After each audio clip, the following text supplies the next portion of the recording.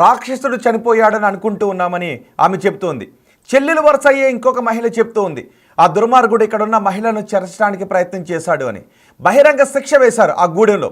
జనగామ జిల్లాలో ఆ పెట్లగూడెంలో ఆ నరరూప రాక్షసుడికి బహిరంగ శిక్ష వేశారు ఊరంతా కలిసి. వాడు ఎంత దుర్మార్గుడు అంటే ఆ ఊళ్ళో మహిళలు పట్టపగలే బయటికి వెళ్ళాలి అంటే భయపడతారు. మహిళలు మాత్రమే కాదు, వాడి కళ్ళ ముందు నుంచి కన్న తల్లి బయటకు వెళ్ళాలన్నా భయపడుతుంది. అంతటి దుర్మార్గుడు. కన్న తల్లి కన్న బిడ్డను ముందు నుంచి నడుచుకొని వెళ్ళాలి అంటే భయపడేంత దుర్మార్గమైన పరిస్థితి అక్కడ ఉండేది వాడు బతుకున్నంత కాలం.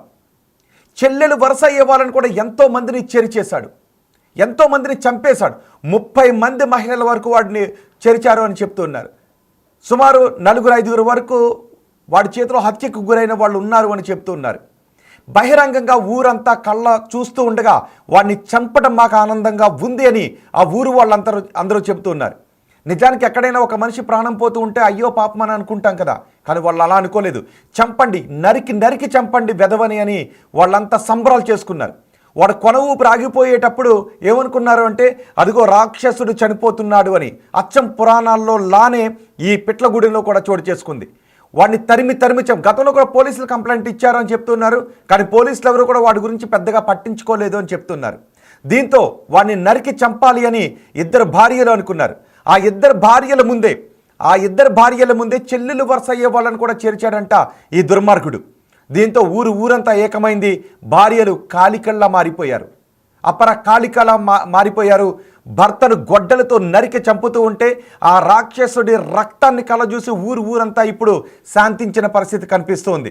ఇంకొకటి ఎవరైనా ఆ ఊళ్ళో వీడిని చూసి నేను అని ఇంకొకటి ఎవడైనా ఇలాంటి ఆలోచనతో ముందుకు రావాలి అంటే వాని తలలు కూడా ఇలాగే లేచిపోతాయనే ఒక సంకేతాన్ని ఆ పిట్లగూడెం వాసులు ఇచ్చారు. అఫ్కోర్స్ నిజానికి మనిషిని చంపడం అనేది ఎంకరేజ్ చెయ్యం, కానీ ఇక్కడ చంపడం తప్ప వేరే అవకాశం లేదు, చంపడం తప్ప వేరే గత్యంతరం లేదు అనుకున్నారు వాళ్ళు.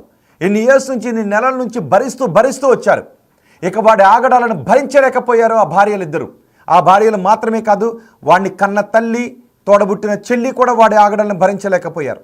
ఆ ఊళ్ళో వాళ్ళు కనీసం పట్టపగల మహిళ బయటకు నడుచుకుని వెళ్ళాలి అంటే కూడా భయపడే పరిస్థితి అక్కడ. వాడి పేరు కనకయ్య ఉంటాడేమో అనే ఒక భయం ఆ గూడెంలో కనిపించేది. కనకయ్య ఉంది అంటే కనకయ్య కళ్ళ ముందు తల్లి కనపడ్డా, చెల్లి కనపడ్డా, ఊళ్ళో ఏ ఆడబిడ్డ కనపడ్డా కూడా వాడి కామ కోరికలు తీర్చుకునేంత వరకు వదిలిపెట్టాడు. ఎదురు తిరిగితే వాళ్ళని చంపడమే. కన్న తల్లిని కూడా తల్ల కిందులుగా చేసి వేలాడదీశాడంట ఈ దుర్మార్గుడు. ఆ ఊరు ఇప్పుడు వాడిని కథల కింద చెప్పుకుంటూ ఉంది. వాడు చేసిన అకృత్యాల గురించి, అగాత్యాల గురించి ఆ ఊరంతా కథలుగా చెప్పుకుంటూ ఉంది. అందుకే ఇలాంటి వాడిని బహిరంగంగా చంపేయాలనుకున్నాము అని. వాడి ఇంటికి వచ్చిన తర్వాత మొత్తం మ్యాప్ చేశారట. వాళ్ళ భార్యలు చంపుతూ ఉంటే, ఒకవేళ బయటకు వచ్చి పారిపోతూ ఉంటే ఊళ్ళో మీరు అటు వెళ్ళండి, మీరు ఈ దారిలో కాయండి, మనం ఈ దారిలో ఉందాం, ఏ దారిలో వచ్చినా సరే వాడి తల లేపేద్దామని వాళ్ళంతా కలిసి కూర్చుని ఇప్పుడు చంపేశారు. అఫ్కోర్స్ ఇప్పుడు పోలీసులు వచ్చారు, కేసు నమోదు చేస్తున్నారు. కానీ ఇప్పుడు ఆ ఊరంతా కూడా భార్యలకు అండగా నిలబడాలని అనుకుంటూ ఉన్నారు. పోలీసులు ఖచ్చితంగా భార్యలను అరెస్ట్ చేస్తారు. నిజానికి పోలీసులు చేయాల్సిన పని ఇది. ఆ ఊళ్ళో అలాంటి అఘాయిత్యాలు చోటు చేసుకుంటున్నాయి అని అన్నప్పుడు ఎప్పుడో పోలీసులు ఇలాంటి వాళ్ళను జైల్లో పడేసి ఉంటే ఇలాంటి ఘటనలు చోటు చేసుకోవని చెప్తూ ఉన్నారు. కానీ ఆ ఊరి వాళ్ళే చట్టాన్ని తమ చేతుల్లోకి తీసుకుని ఆ ఊరి వాళ్ళే అతన్ని చంపాల్సి వచ్చింది. సొంత భార్యలు, 2 భార్యల పైగా వీడికి 2 భార్యలు. ఎంతోమంది వాడి చేతుల్లో నలిగిపోయిన ఆడబిడ్డలు ఎంతోమంది ఉన్నారు, చనిపోయిన ఎంతోమంది ఉన్నారు. ఇప్పుడు ఊరంతా పండగ చేసుకుంటూ ఉంది. ఈ ఘటనను చూస్తుంటే మీకు ఏమనిపిస్తుందో, ఆ భార్యలు ఇద్దరు చేసిన పని కరెక్టేనా? ఈ రాక్షసుడికి అతని భార్యలు వేసిన శిక్షను సమర్థిస్తారా అంటే 94% మంది సమర్థిస్తున్నామని చెప్తున్నారు, 6 మాత్రం కాదు అని చెబుతూ ఉన్నారు. కానీ ఆ ఊళ్ళో ఉన్న మరికొంతమంది మాట్లాడారు. వాళ్ళు మాట్లాడిన మాటలు కూడా విందాం.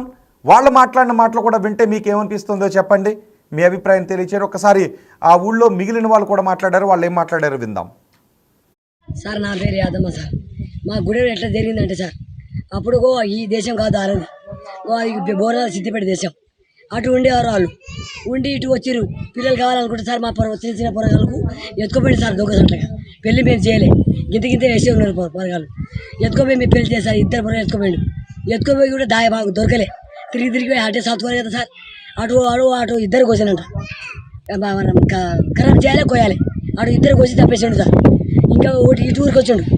ఇటు వచ్చి అట్లా బతుకుతుంది అనుకున్నాం మా అప్పుడు ఎత్తుకుపోయి ఎట్లా బతుకుని అనుకుంటే ఇప్పుడు వచ్చి 2 నెలలు అవుతుంది సార్ ఇప్పుడు ఎండకాలం వచ్చినప్పుడు మేము ఇంకా పెద్ద పెద్ద కుదిపెట్టినాం అట్లా చేయకురా మంచిగా బతుకు మా లెక్క అని చెప్పినాం మా మాట వినకుంటా సార్ మేము బుద్ధి చెప్పినప్పుడు ఉక్కిపోయి అలా సంతం బిడ్డకి ఇచ్చిన అత్తకు చంపాడు సార్ ఆయన ఖరాబ్ చేసాడు కోసేసాడు సార్ ఖరాబ్ చేసి పెద్ద తోట మంచిగా బత్తాయి ఉంటుంది కింద పెద్ద పెద్ద కాయలు ఆయనక తోట ఉరుకుతుండు సార్ వాళ్ళు ఇద్దరు ముసలోళ్ళు బిడ్డకి ఇచ్చిన ముసలోళ్ళే సార్ నా మన్ను కూడా వచ్చింది అని అనుకుర్రు సార్ కాలు తాపిరంట కూడా తాపిందంట ఏమైనా తాపించినాక సార్